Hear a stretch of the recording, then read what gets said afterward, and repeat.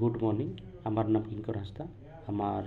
আমাদের group topic হচ্ছে বা রোল নাম্বার 31 থেকে 40 অবধি টপিক হচ্ছে what is the importance of people teacher ratio, why does people teacher ratio varies in a school, discuss the effect of increasing people teacher ratio on learning atmosphere in a school.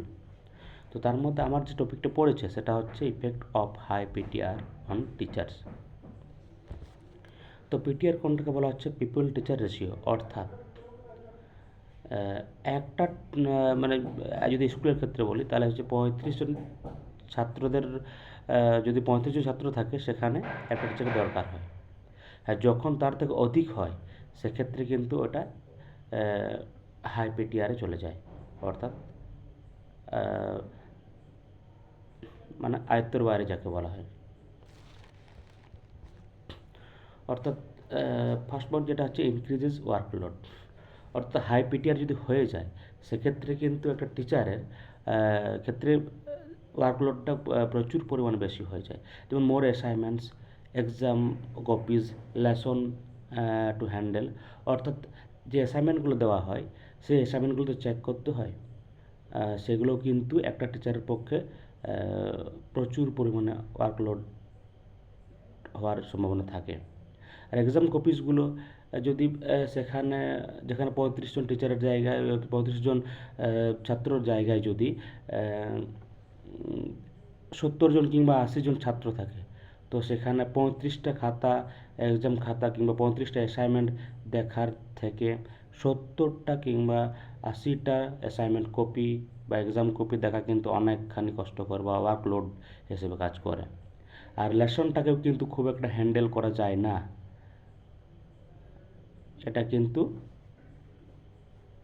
টিচারদের উপরে ভালোই ওয়ার্কলোডের একটা প্রেশারের কাজ করে।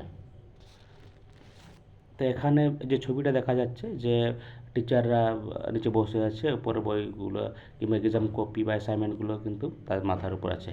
এই ছবিটা এটাই মিনিং করতে চাইছে, বোঝাতে চাইছে। সেকেন্ড যে পয়েন্ট হচ্ছে স্ট্রেস অ্যান্ড প্রেশার, অর্থাৎ যখন 35 জন স্টুডেন্টের জায়গায় 70, 80 কিংবা 100 জন ছাত্র থাকে, সেখানে কিন্তু একটা টিচারকে মেন্টালি হ্যারাসমেন্ট হতে হয় কিংবা মেন্টালি স্ট্রেসে ভোগে এবং ফিজিক্যাল প্রেশারও, ফিজিক্যাল স্ট্রেসও হয় এবং মেন্টাল প্রেশারও কিন্তু প্রচুর পরিমাণে টিচাররা পেয়ে থাকে এই হাই পিটিআরের ক্ষেত্রে।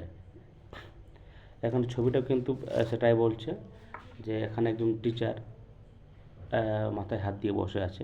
তো এই ছবিটা এটাই মিন করতে আছে, যখন প্রয়োজনীয় ছাত্রের তুলনায় যখন অতিরিক্ত ছাত্রর সংখ্যায় বেড়ে যায় তখন কিন্তু টিচারের মেন্টাল স্ট্রেস এবং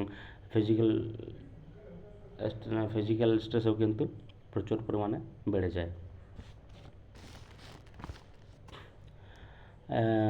তারপরটা হচ্ছে ক্লাসরুম ম্যানেজমেন্ট এবং প্রবলেমস, অর্থাৎ যদি এই ছাত্রের সংখ্যা বেড়ে গেলে একটা ক্লাসরুম ম্যানেজমেন্টের ক্ষেত্রে কিন্তু প্রচুর অসুবিধার মুখে সম্মুখীন হতে হয়।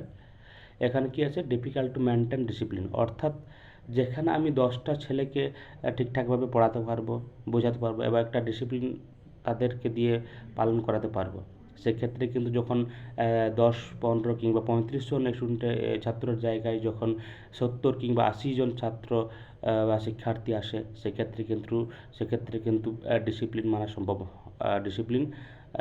মানা কঠিন হয়ে পড়ে। এবং সেকেন্ড যে পয়েন্ট আছে less personal attention to student, অর্থাৎ প্রত্যেকটা ছাত্রকে কিন্তু আলাদাভাবে অ্যাটেনশন দেওয়া যায় না, তো সেক্ষেত্রে ভাগ থেকেই যায়। ছাত্রের সংখ্যা বেশি হলে ক্লাসরুম ম্যানেজমেন্টের ক্ষেত্রে একটু প্রবলেম হয়।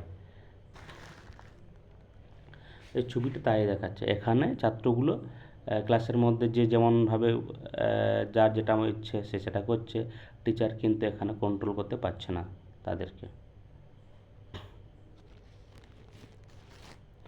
আর লেস ইনোভেশন ইন টিচিং, অর্থাৎ বর্তমান যুগে বিভিন্ন ছাত্রদের বা শিক্ষার্থীদের পড়াতে গেলে বিভিন্ন কৌশল অবলম্বন করতে হয়। তো সেই কৌশলগুলো যেমন একটা আছে এখন বর্তমানে খুব পরিচিত, একটা আছে অডিও ভিজুয়াল যে টিচিং পদ্ধতি, কোঅপারেটিভ টিচিং পদ্ধতি, মডেল চার্ট টিচিং পদ্ধতি, বিভিন্ন টিচিংয়ের মাধ্যমে ছাত্রদেরকে পড়ানো যায় বা পড়ানো হচ্ছে। তো সেটা কিন্তু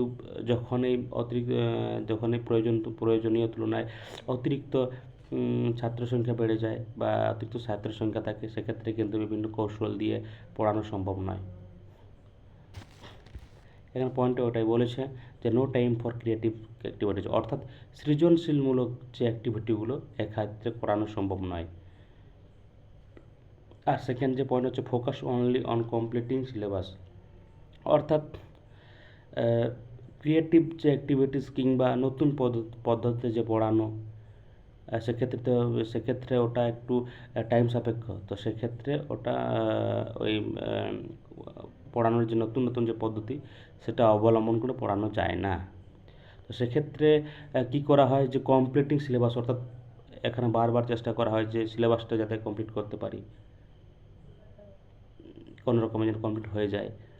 তা এটা কিন্তু হাই পিটিআরের জন্য এইগুলো অসুবিধা হচ্ছে বা সম্মুখীন হতে হচ্ছে। ছবিটাতে তাই দেখাচ্ছে যে এখানে যেমন দেখাচ্ছে বিভিন্ন পদ্ধতি অবলম্বন করে পড়ানোর চেষ্টা করছে, কিন্তু এই হাই পিটিআরের জন্য এটা সম্ভব হচ্ছে না বর্তমান যুগে। Thank you.